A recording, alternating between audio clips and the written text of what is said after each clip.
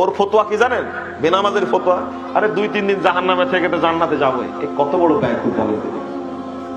নিজে নিজে ফতোয়া দিচ্ছে, আরে 2-4 দিন জাহান্নামে থাকবো, তারপরে তো জান্নাতে যাবোই। আরে বেকুব, জাহান্নামে পড়তেই সময় লাগবে 70 বছর, 1 বছর না। 2-3 দিন জাহান্নামে থাকবে মানে বলিস কি? তোর তো হিসাব থাকা উচিত। 7346 নম্বর হাদিস সহিহ মুসলিম হলো, তুমি ভালো করে দেখে নাও। তোমার এত বুদ্ধি কেন? বেনামাজি বেশি হওয়ার কারণে রাষ্ট্রে সমাজে অসন্ত্রাস এবং অনাচার বেশি। আবার নামাজিরা শুদ্ধভাবে সালাত আদায় না করার কারণে নামাজিরা দুর্নীতি করে।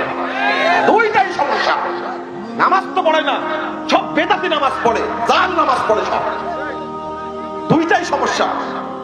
আমি বলছি, রাসূল সাল্লাল্লাহু আলাইহি সাল্লাম একদিন বলছেন, সাহাবীরা একটা শব্দ শুনলে, বিকট শব্দ, সাহাবীরা বললেন যে শব্দ শুনলাম, কিসের শব্দ বলো তো?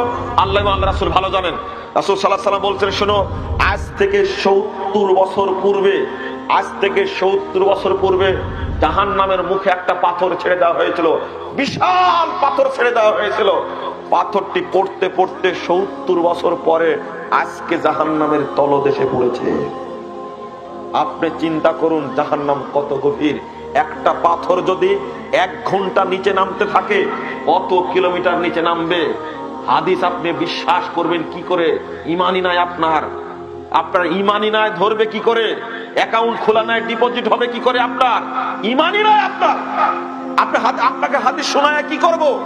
আল্লাহ নবী বলছেন, পাথরটি পড়ছে 70 বছর যাবত, 1 ঘন্টা যাবত যদি নিচে পড়ে একটা পাথর, কত কিলোমিটার নিচে পড়বে? যদি একটা পাথর 24 ঘন্টা নিচে পড়ে, কত নিচে পড়বে? যদি একটা পাথর 1 সপ্তাহ যাবত নিচে পড়তে থাকে, কত নিচে যাবে? একটা পাথর যদি 1 মাস যাবত নিচে পড়তে থাকে, কত নিচে যাবে? একটা পাথর যদি 1 বছর যাবত নিচে নামতে থাকে, কত হাজার লক্ষ কোটি কিলোমিটার নিচে নামবে?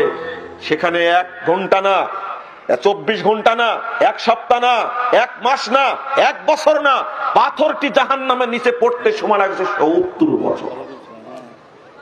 আর তুমি বলো জাহান্নামে গেলে তো 2-3 দিন পরে আবার জান্নাতে যাবে। তোমার লজ্জা করা উচিত, শরম করা উচিত।